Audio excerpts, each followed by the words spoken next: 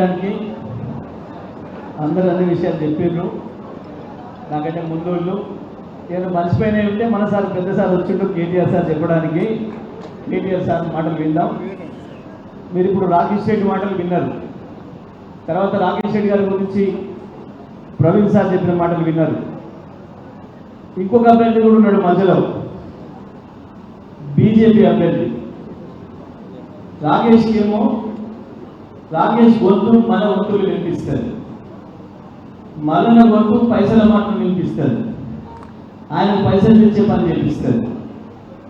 బీజేపీకి ఒక అభ్యర్థి ఉన్నాడు, ఆయన గొంతు విన్నవాళ్ళు ఎవరు లేరు ఈ ప్రపంచంలో. ఓటుతూ ఓటే వస్తాడు. పోయినసారి ఎన్నికలు పోటీ చేసిండు, వచ్చిపోయిండు, మళ్ళీ పత్తా లేడు. మళ్ళీ ఇప్పుడు ఎన్నికలు వచ్చాయి, మళ్ళీ వచ్చింది. ఆయన ఇప్పటి నుంచే కాదు, రాకేష్ రెడ్డి పుట్టినప్పటి నుంచి పోటీ చేస్తున్నాడు. రాకేష్ రెడ్డి పుట్టినప్పటి నుంచి పోటీ చేస్తున్నాడు. ఆయన అంత సీనియర్ నాయకుడు, నాకు కూడా సీనియర్ నాయకుడు. కానీ ఎప్పుడు ఎక్కడ ప్రజల సమస్యల పైన కానీ జరుగుతున్న విషయాల పట్ల కానీ ఆయనకి ఏం అభిప్రాయం ఉందో, ఆయన ఏం పని చేస్తాడో, ఎవరి కొరకు పనిచేస్తాడో ఎవరికి కూడా తెలియదు. ఇవాళ రాకేష్ రెడ్డికి ఓటు వేయడమైనా ఇంకోటి ఓటు వేయడమైనా ఏంటి మనం చేసే పని? మన గొంతును వాళ్ళకి ఇవ్వడమే. మన గొంతును వాళ్ళకి ఇచ్చి మా సమస్యల్ని అక్కడ చెప్పండి, మా కొరకు పోరాటం చేయండి, మా సమస్యల పరిష్కారం కొరకు పనిచేయండి అని చెప్పడం. దాన్ని ఎవరికి ఇవ్వాలి అనేది మనం నిర్ణయం చేసుకోవాలి. మళ్ళీ నీకు ఏమవుతుంది? మీ గొంతులన్నింటినీ కలిపి ఇప్పటికి ఒక్క గొంతుతోనే 100 కోట్లు సంపాదించిండు, బ్లాక్మెయిల్ చేసి భయపెట్టించి మొత్తం ప్రజలు ఇబ్బంది ఏంటి అని చెప్పి స్పష్టంగా పూసకూర్చొని చెప్పాడు ప్రవీణ్ సార్. మీ గొంతులన్నీ ఇస్తే ఇంకేమైనా ఉందా? ఇప్పుడు కోటీశ్వరుడైన కానీ అప్పుడు 1000 కోట్లకు పోతాడు.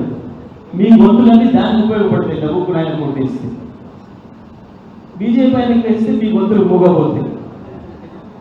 రాకేష్ రెడ్డికి వేస్తేనే మీ బాధలన్నీ కౌన్సిల్లో వినిపిస్తే మా కొరకు పోరాటం చేయగలిగిన పరిస్థితి వస్తుంది, మన సమస్యల పరిష్కారానికి వెలుగు వస్తుంది.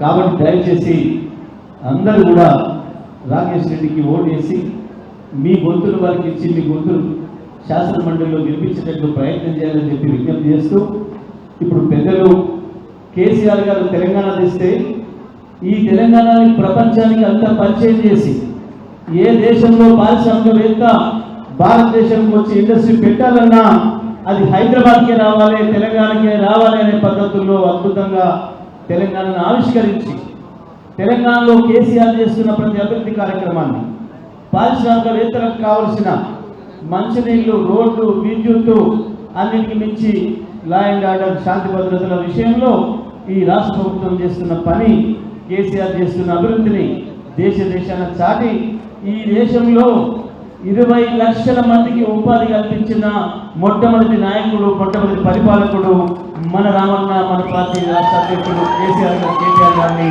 మాట్లాడవలసిందిగా విజ్ఞప్తి చేస్తా ఉన్నారు.